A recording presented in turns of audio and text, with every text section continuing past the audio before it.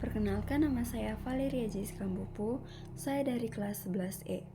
Baik, di sini saya akan menjelaskan mengenai sistem pencernaan pada manusia. Nah, jadi teman-teman, sistem pencernaan pada manusia ini berfungsi untuk mencerna makanan, menyerap nutrisi, dan membuang sisa-sisa makanan yang tidak diperlukan oleh tubuh lagi. Kemudian teman-teman, pada sistem pencernaan ada beberapa urutan organ yang saling bekerja sama.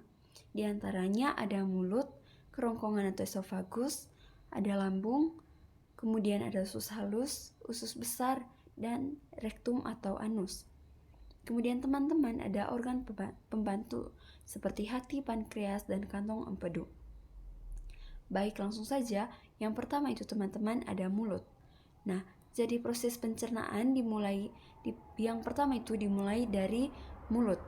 Nah, di mana teman-teman di mulut ini makanan akan dikunyah dan dibantu oleh gigi.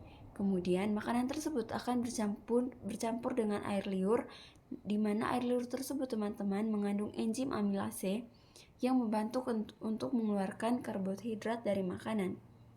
Kemudian yang kedua itu ada kerongkongan. Nah, jadi setelah makanan dikunyah, kemudian makanan tersebut akan ditelan melalui kerongkongan. Kemudian di kerongkongan itu akan membawa makanan tersebut itu menuju lambung dengan melalui gerakan peristaltik atau gerakan otot yang mendorong makanan menuju lambung. Kemudian teman-teman, ketika makanan telah sampai pada lambung, maka makanan tersebut dicerna secara mekanis dan kimiawi, di mana makanan tersebut dicerna secara mekanis yaitu oleh gerakan peristaltik lambung. Kemudian makanan tersebut dicerna secara kimiawi yaitu oleh enzim pepsin dan asam lambung untuk memecahkan protein menjadi molekul yang lebih kecil. Nah, kemudian teman-teman dari lambung tersebut, kemudian makanan tersebut akan dibawa ke usus halus. Nah, kemudian teman-teman makanan masuk ke lambung, masuk ke usus halus yang terdiri dari 3 bagian, yaitu ada duodenum, jejunum, dan ileum. Yang pertama itu duodenum. Nah, jadi teman-teman, duodenum merupakan tempat enzim dari pankreas dan empedu dari hati bekerja untuk mencerna lemak, protein, dan karbohidrat. Kemudian ada jejunum dan ileum. Nah, jadi di jejunum dan ileum nih teman-teman, tempat utama penyerapan nutrisi ke dalam aliran darah melalui villi usus. Kemudian yang kelima itu teman-teman ada usus besar. Nah, teman-teman, di usus besar ini merupakan sisa makanan yang tidak tercerna itu akan masuk ke usus besar, di mana air itu akan diserap dan sisa makanan tersebut akan diubah menjadi feses. Kemudian teman-teman ada rektum dan anus. Nah, feses yang telah dibentuk di usus besar tadi teman-teman disimpan di rektum sebelum akhirnya akan dikeluarkan melalui anus dalam proses buang air besar. Kemudian teman-teman, di dalam sistem pencernaan ini ada organ pembantu. Seperti yang sudah disebutkan tadi, ada hati, pankreas, dan kantong empedu. Yang pertama itu hati.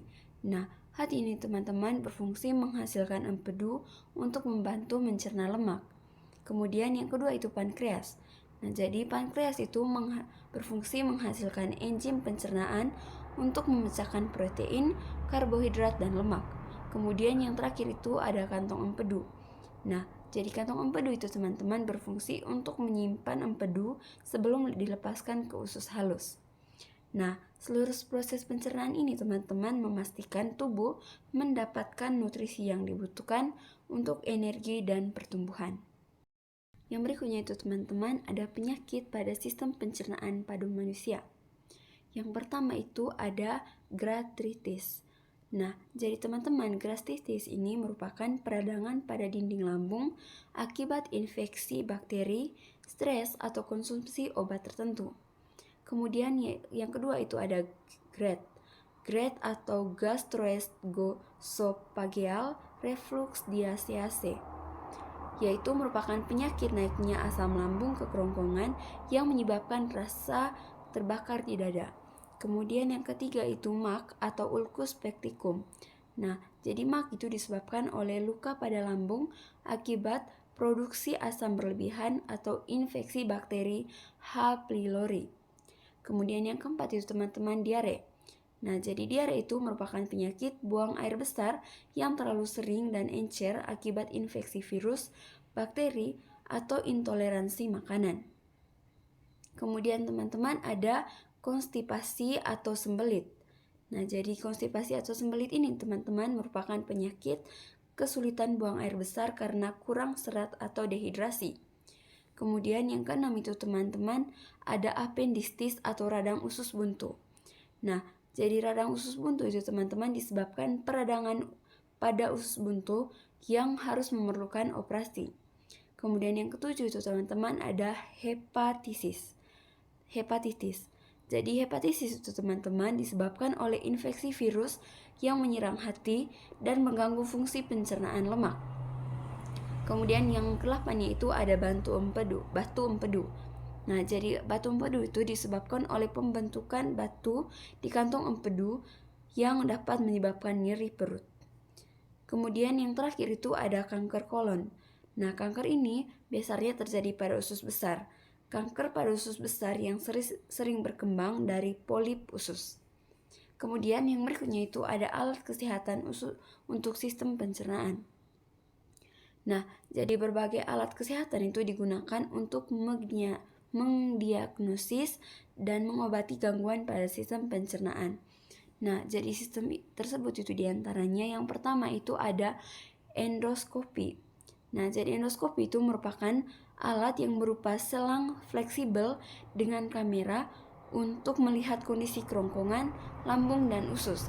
Kemudian yang kedua itu ada kolonoskopi.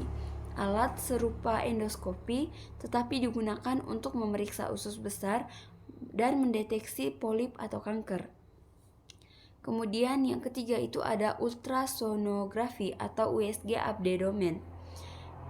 Jadi alat tersebut itu menggunakan gelombang suara untuk memeriksa organ seperti hati, pankreas, dan kantong empedu. Kemudian yang berikutnya itu ada X-ray kontras atau barium swallow atau barium enema. Pemeriksaan menggunakan cairan barium untuk melihat kelainan di saluran pencernaan.